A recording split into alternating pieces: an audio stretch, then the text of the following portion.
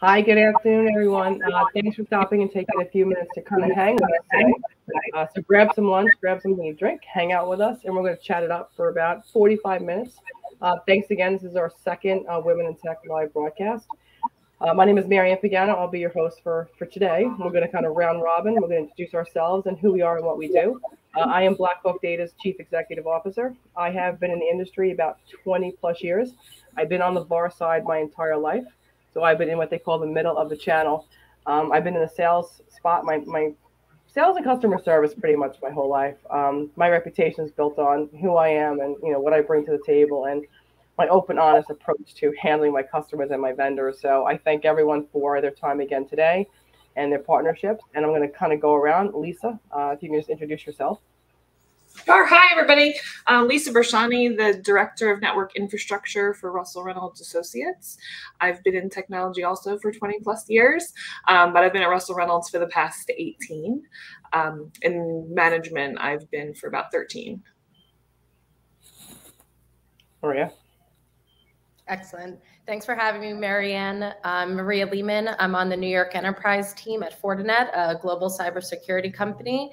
I've been working in a number of roles throughout the years in sales and partnerships, and I'm going on about 11 years in the industry right now. Hi, everyone. My name is Sophia Lehman. I am a business development representative at Fortinet. I have been in the industry for about 8 months, so everyone is a little bit older, but so far everything has been amazing, and I'm very excited to keep learning in this industry. Hello, good afternoon. Thank you so much for having me. I'm excited to be here. Kim Collier from the Port Authority of New York and New Jersey, currently serving as Manager of Technology Solutions and Communication.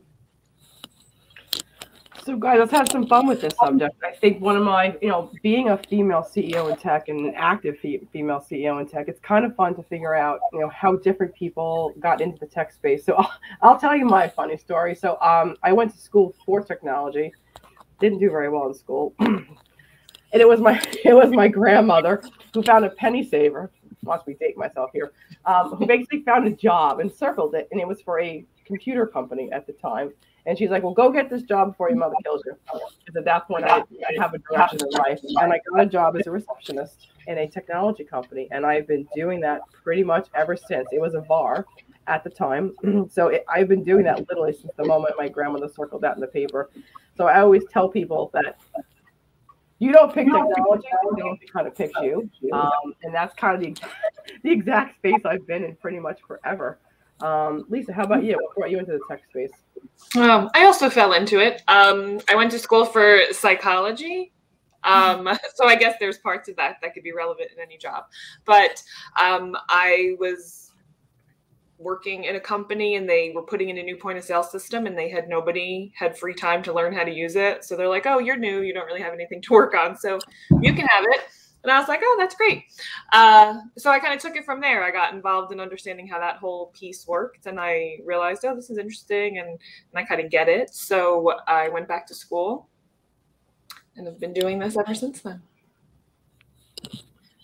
So Marie, you got some longevity in 11 years. What brought you into the tech space, especially the manufacturing?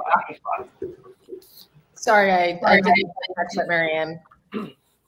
You've been in the industry about 11 years. What brought you into the manufacturing side of the house? Yes. So I went to school for international relations and Spanish. I thought I was going to law school. I was on that track. And then I met someone serendipitously who was working at a ERP company, and he had an internship available, and I decided to take it. Loved it. During the summer that I worked for a company called Epicor. They took me on full time. I was in a sales role, and I didn't look back. And then I pivoted to a cyber company once I moved to New York, and was in a channel role. And now I'm in a sales role. And this is the spot that I want to be in because of how vibrant and transformational the industry has become. Sophia, you're 8 months. What on earth did you do? Well, following in my sister Maria's footsteps and my 2 other sisters who are also in tech, I knew I should have go in that direction. But specifically Fortinet, I always heard Maria on the phone with my parents, like talking about closing deals, losing deals, her success. And I'm like, what is going on? Like when she started, we're 10 years apart. So when she was like talking to my parents, I was like, I have no idea what you're talking about, but I'm super intrigued.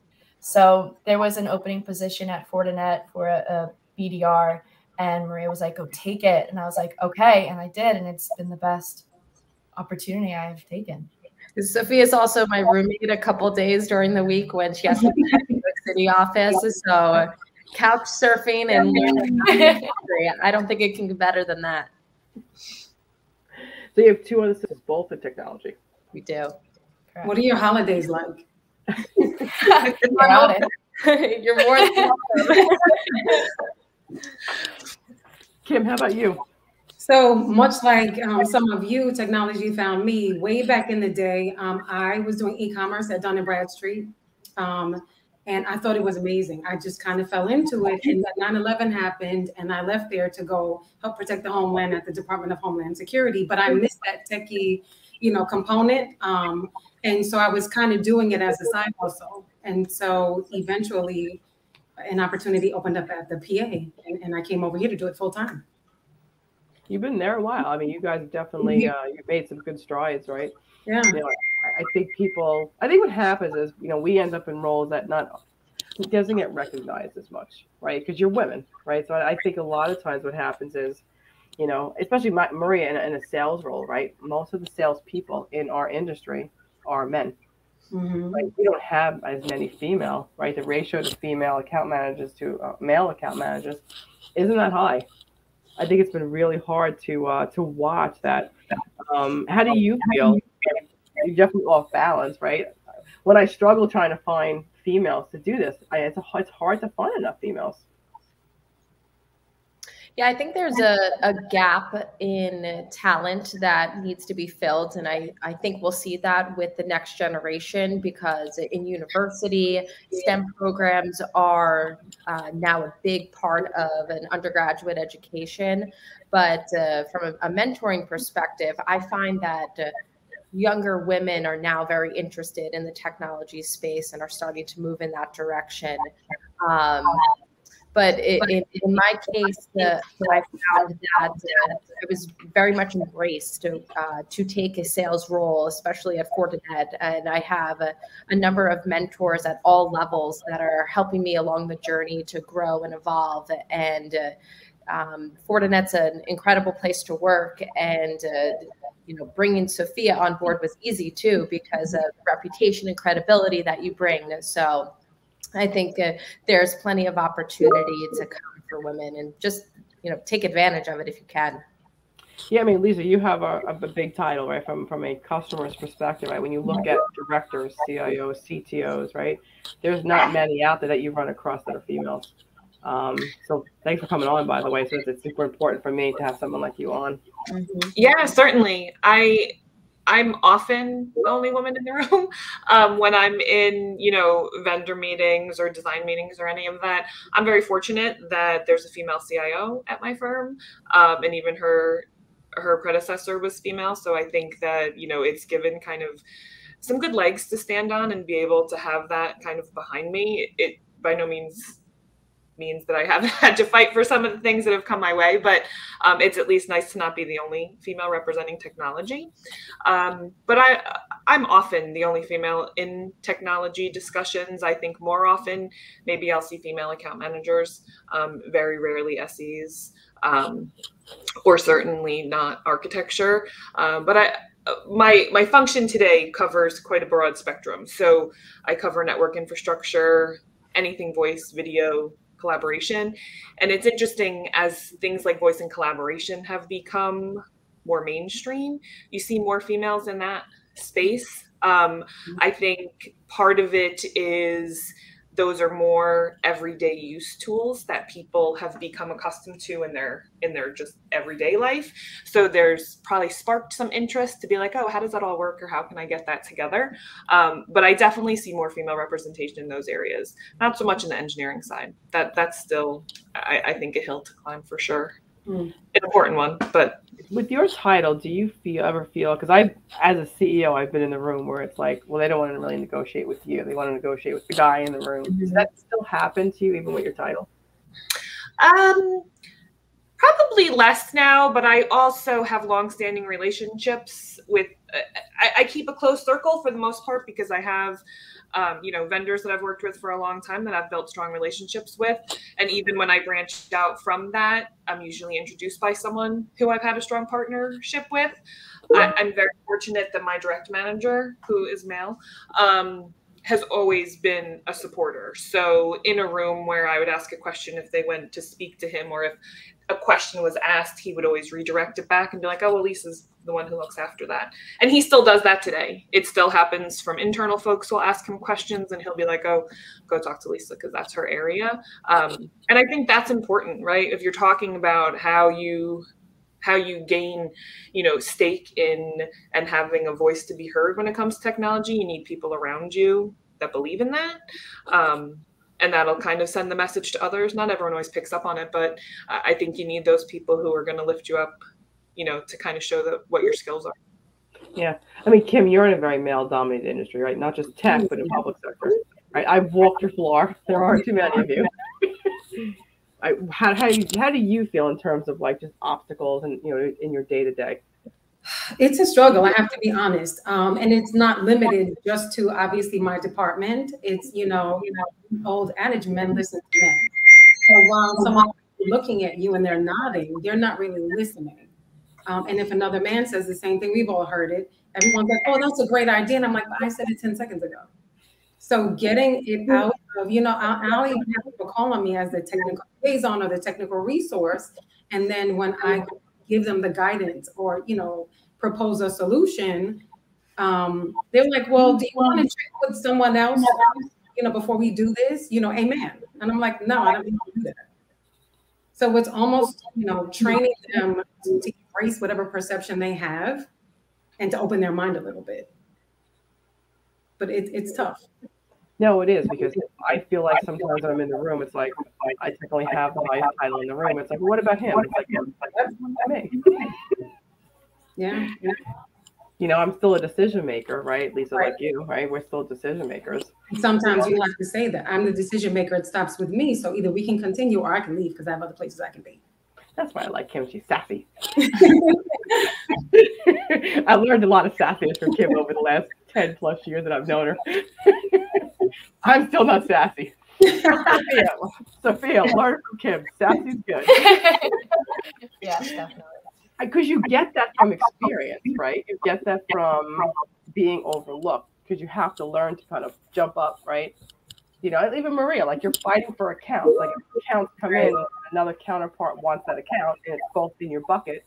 One of you has to jump up louder.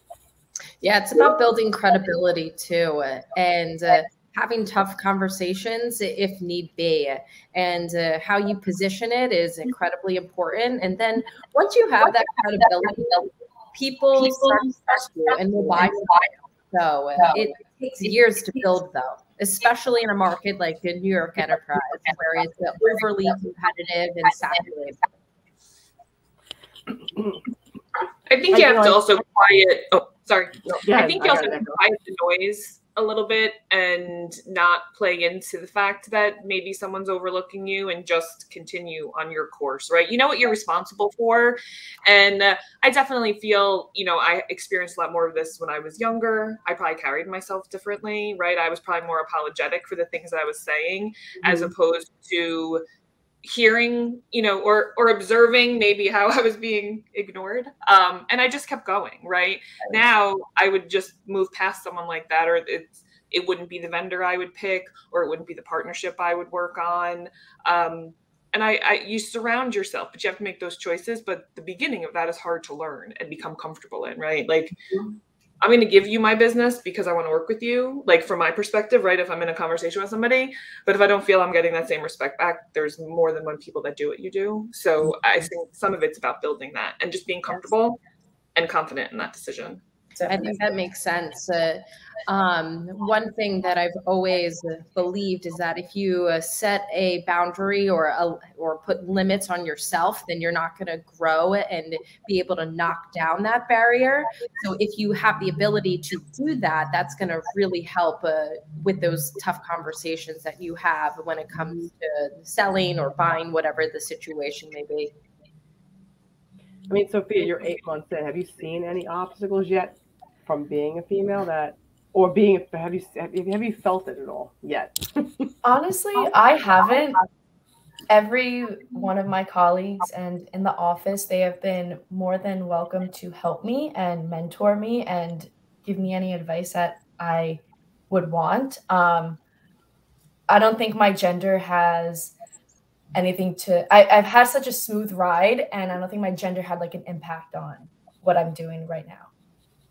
And that's good for some of us. 20 years ago, right, when you came into the IT space, you were literally the only woman around. Yeah. There was nobody else for you to look at. You'd sit in a room with 20, 30 people, and you'd be like, you wouldn't be that confident because you were young and it was difficult. Even you'd go to a conference, right, and you could look around and you could count and be like, there's not many that look like me here. Yeah. No, there really aren't. And I think that makes it an interesting journey, right? I think for me, even though I'm still building a business, right, I still feel the need to give back, right? I have 20 years under my belt. So for me, being able to do things like this, to be doing weekly spotlights in tech and being able to offer mentorship to people that want it, I think that's important because back then nobody had that, right? Right. You were just given a job, and that's the kind of job that you did. And then for me, it was more about giving back and showing people what they can do, right? The fact that a couple of years ago, I was technically an inside sales rep, right? Supporting account managers. Mm-hmm. Fast forward 4 years of last week, I have a CEO title. I mean, it holds some kind of weight from females, and I want women to look at that and say, wow, she can do it. Maybe I can. There was no one to look at back, Lisa, when it was you or I or Kim, right? There was nobody back then, right? We're all around the same age bracket. There's nobody to look at and say, wow, look what she did. Exactly. And it's important to have these kind of forums that you're not alone.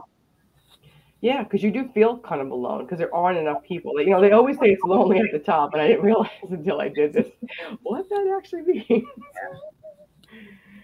I think making sure there's opportunities for younger people to know about some of the jobs that are out there, right? Like, I didn't know that this existed, right? Like, I learned how to type on a typewriter, right? Like the internet was like, I remember that coming to be, right? So like the position that I started from is much different than people entering high school and college today. They live their lives on technology and they don't know a world without it. So I think making sure, figuring out ways, whether it's through education or programs like this, or getting into, areas where people can understand that you can make this your life, right? Like, and more female representation in that help delivers the products that are more gender neutral and all of the things that we use every day. So I think it's a long road that we need to have people in from the development, from the infrastructure, from the sales, all of that, I think will just reflect positively going forward. And supporting each other, right? I think Kim and I, we've been together a long time, right? We've been in many meetings together, right? Mm-hmm. And supporting each other and having each other's back, right? And being there for each other and being a sounding board for each other. Because you can't always sound off a man. You just can't. We think differently, we feel differently, we act differently. I don't react the same way my business partner may react to something because I'm a female, right? So I take things more personal. I take things more to heart, right? Where they're a little more, they can draw the line between the two. I don't have that luxury. It's just, it's not in me, so I think we need each other to bounce things off of. Yes. I'm wondering so Kim, if your journey in technology and your journey through your career, do you think it would look different if you were male? Oh, it would become something different. Yes, I wouldn't have had to face some of the obstacles, some of the scrutiny, some of the perception. I recently did a panel, and one of the conditions to me being part of that panel is that I had to be honest. Obviously, we're always going to be appropriate, but what's the point of answering questions if you're not going to be straightforward? And it really is about perception. People want to put you in little boxes to make themselves feel comfortable, and that doesn't work for us. We need to be who we are. We need to be able to communicate the way we communicate. And if I were a man, I wouldn't have had to struggle You've been there. You've witnessed how much it's a knockdown, drag out fight sometimes. Yeah, literally, right? Literally can be a knockout. Yeah. Maria, what about you? I think what I mentioned earlier, building credibility, especially starting in technology at such a young age. I had to understand how to sell at the C-level, how to position, how to break into accounts. And when you don't have a reputation in the area, in the space, how are you going to do that? So that was tough, and it still is. But once you build that awareness and you partner with like yourself, if I partner with you where I can build my credibility, my brand, that helps. And then you start to build that ecosystem, and that really helps propel you on your journey forward. And it's continual. I think there are many more obstacles to come. And you figure it out along the way, and you have great mentors and leaders that will help you figure that out. And Lisa, you've been doing it a long time with me. How about you? Yeah, I mean, I guess I try to not think of it that way, right? Because I feel like I've been very successful in what I've done, and working at Russell Reynolds, they've really helped me grow and learn from where I was when I got here. I've held multiple positions. I didn't step into a management or a director role, so it's building, confidence and having people trust, my skills, my abilities. I think that helps people see, and I'm fortunate that I work at a company that was willing to acknowledge that and help. I think most of my experiences have probably been more passive, right? Whether it's in the meeting where somebody's not answering my questions or directing things in my way, comments people made like, oh, you understand this, or you know this stuff, right? I think it was more passive as opposed to you're not going to get the job because you're a female. I have, stories from even my prior company where I got a promotion over somebody else, and that gentleman was very angry about it. So I think some of it's really being confident and displaying, your true self, right? Go in with who you are, and people are going to like it or they're not. So I don't try to spend much time thinking about would my path have been different, because I'm happy with the path that I'm on, and I had to work for it. So I will continue to do so. I think about risk and reward. For me, I had the same job for a really, really long time. And it wasn't until I decided that I wanted something a little bit different. I wanted to, I have a short time left in my career because I put my career has been a long and stellar career, right? So at the end of my career, my last 10, maybe 15 years, I wanted it to be a little bit different. So I wanted to look at the challenges and some of the things that have gone on in my past where I didn't feel as respected as I wanted to be. So jumping from that to just creating a business and was quite the risk, right? And then getting people to jump with you and start with you, right? Fortinet was probably one of the first vendors that we actually dealt with that really took us seriously, and really kind of helped align with us and help build the business. And it was finding, Maria, you've said it all along, right? Building your reputation, right? Building your credibility, right? Showing people that you can do it and you're serious, right? For me, it was challenging to just jump and do and try to make it work, and make people respect you for it and respect that title. Is there any, let's say, challenges that you've come across, Maria, where you feel that is a challenge you accepted and you excelled in, or a challenge you took a back step on, or anything like that happened in your career? Yeah, I think when I started in tech, it was very much the unknown that was a challenge for me to accept. I had a plan for years of what I wanted my career to look like, and I went into the tech abyss and had to figure it out. And then I moved to New York City, and that was a risk in itself because I was young. I didn't have much experience in the space, and I had to figure out how to maintain a lifestyle here and also grow in my career.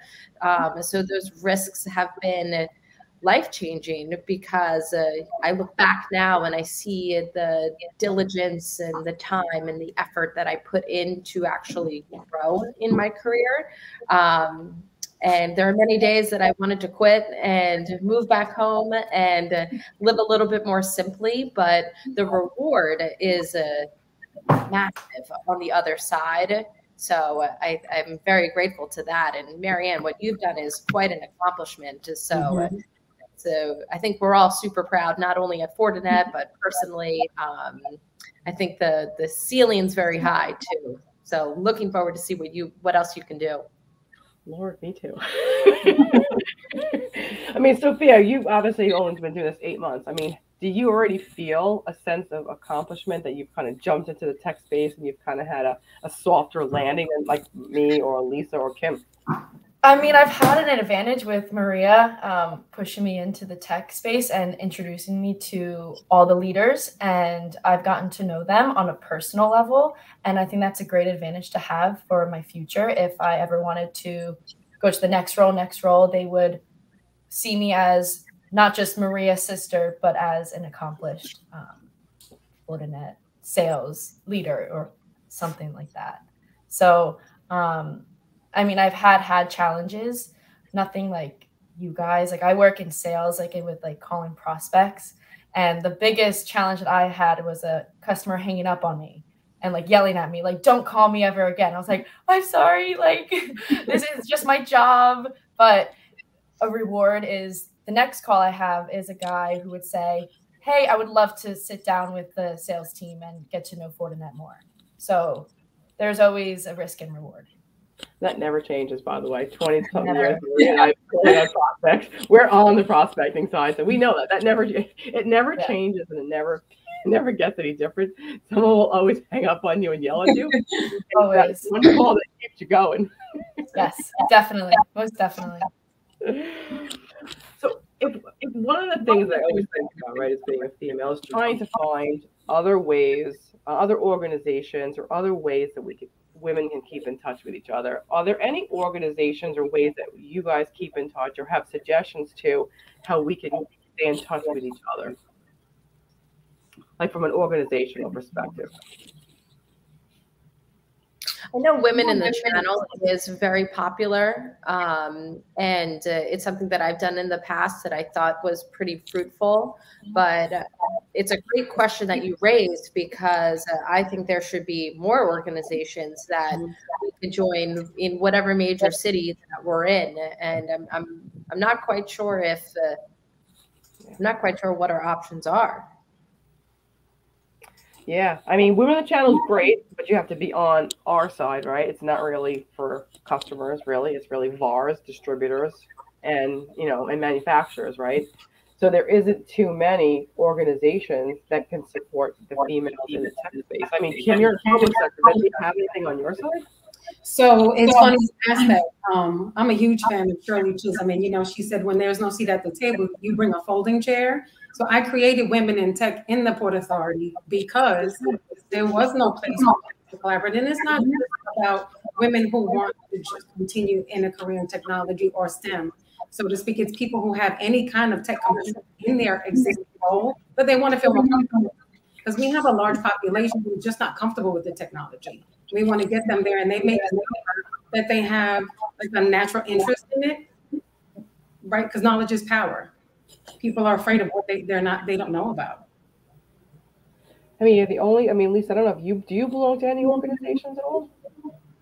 Nothing specific. I have noticed, I recently went to an event hosted by SIM. They have a women's kind of division of it, and then it was a women's specific,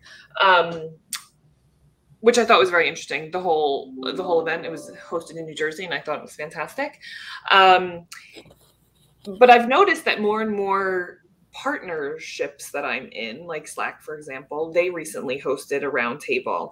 And so I'm starting to see companies hosting and reaching out to their clients or partners, and then they're having events like this, which is great, right? It's great for networking. It's great for seeing other women kind of in the same positions that we are. I also think, while obviously women in tech is, you know, a passion and a focus of mine, I think women in leadership in general is, you know, I don't think it has to be specific to tech. I think that can stripe, you know, across other areas as well. We recently started inclusion networks within our organization, and hearing about what people go through at the different levels that they're at, different roles. I think you can learn from each of those, right? You can take experiences that maybe you don't deal with because your role's a bit different, but you can see how there could be impact or benefit there. So I think anytime you can participate in an event, take it as a learning opportunity. Yeah, I learned a lot from my Women in Channel. Is definitely something that I spend a lot of time with. Right? I belong to their executive committee, and somebody had asked me once during the monthly meetings, who balances you? Like when you go off balance, which again, I'm a female, so I tend to go off balance every once in a while.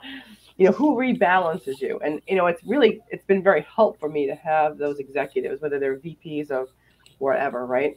I think it's helpful to have them, even though they are tech specific, because it helps to talk to each other, share your experiences on a monthly basis, right? Kind of feed off each other. Like there was an event that Fortinet was having, and I was kind of nervous because they were turning the executive council meeting into an in-person meeting. And I was slightly intimidated for going to an in-person meeting for an executive council, because I know by being on the video conferences, I'm the only woman that's on the council.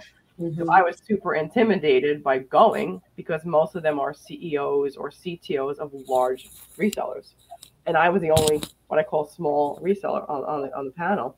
So they kind of talked me, and she's kind of Kim. They said the same thing, right?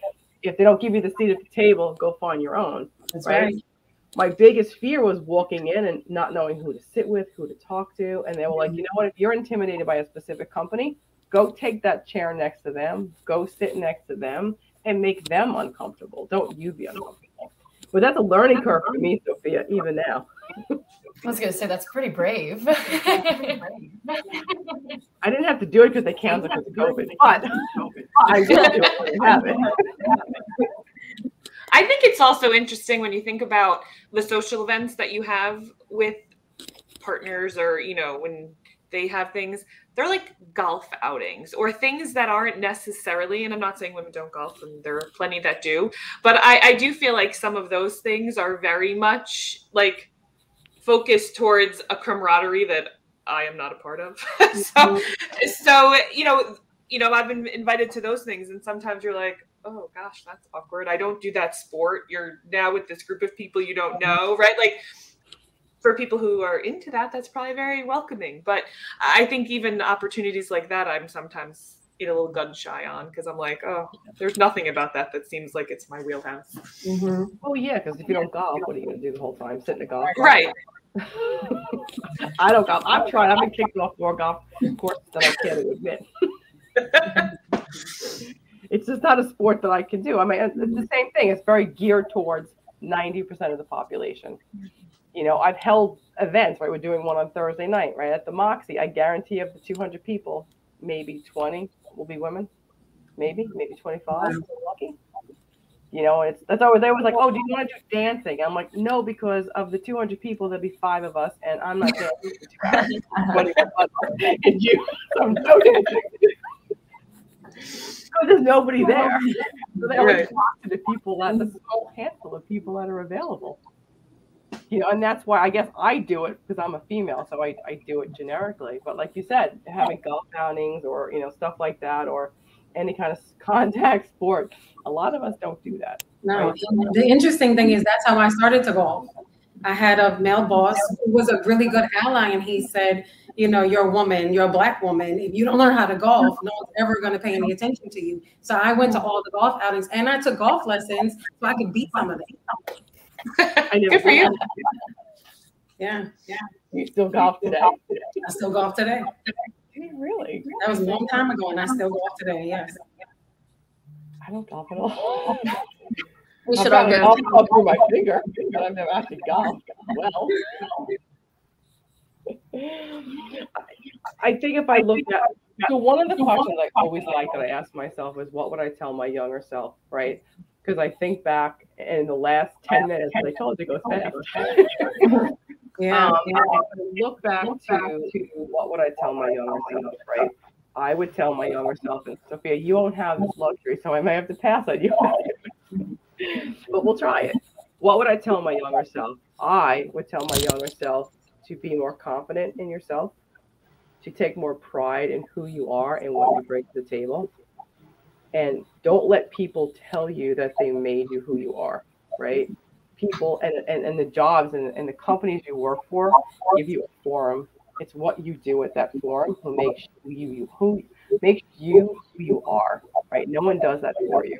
And I think that I let myself believe for a really long time that I owed people for my career, right? And I think that it wasn't until I did what I did and realized that I made myself who I am, right? My dedication, my reputation, all the things that Maria said before, that made me who I am, right?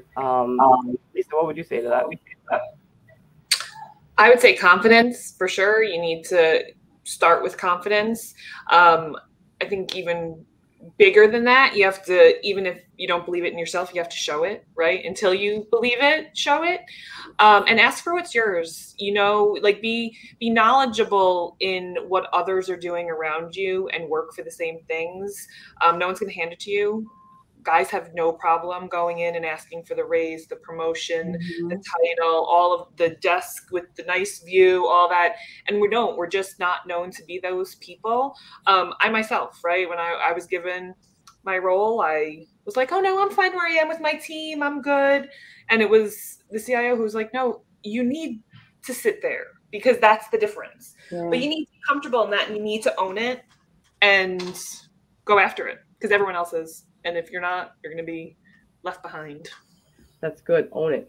Maria, what about you? I think always ask for help. There's a community of people that want to see you successful. And in order to grow and change, you have to be willing to ask, even when you are struggling. And I think it took me a long time to get there, to come to terms with, okay, I am struggling with this, but people want to help me and help me succeed.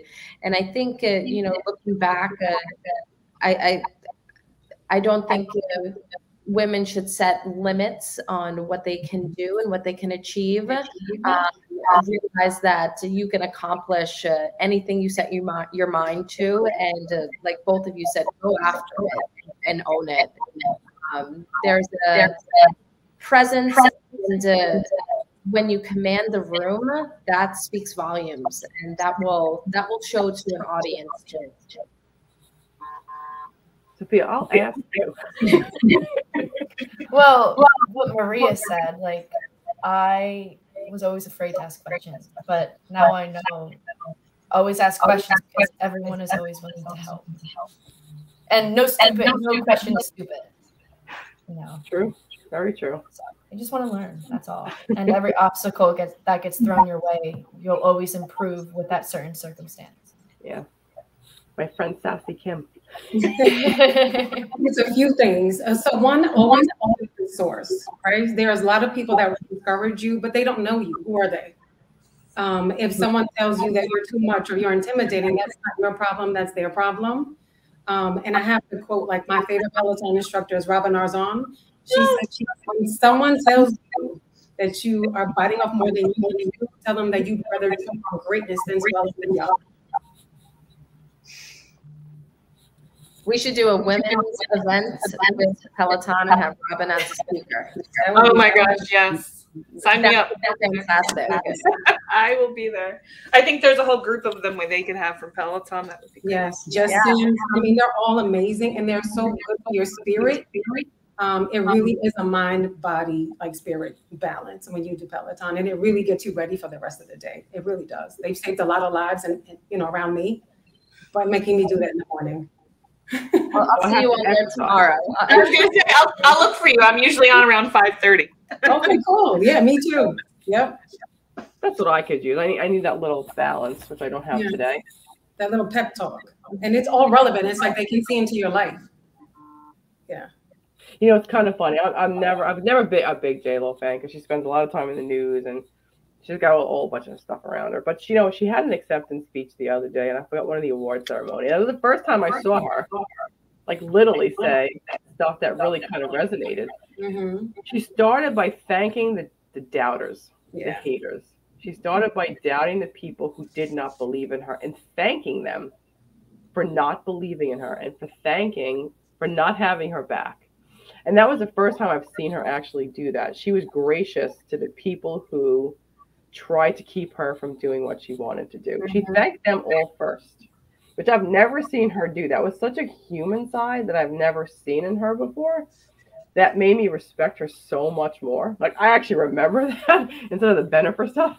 Yeah. But it made me so much more respectful of her that she could say stuff like that, like thanking your haters for helping you get where you are today. Because you always think the people around you, right, who've helped you get there. But I've never seen someone thank the people who didn't help them. And if you think about that, they actually help you more, especially as women, because we're feisty and we're stubborn. Right, so we push forward no matter what anybody does or says to us. But that was kind of cool. It made me think about people on my side, right, who wanted me not to be successful, and not do what I wanted to do, right? And people I had to, as Kim was there for a lot of it. Right, you would need 2 hours just to thank all of them. Your list is long. My list is long. It gets longer every day.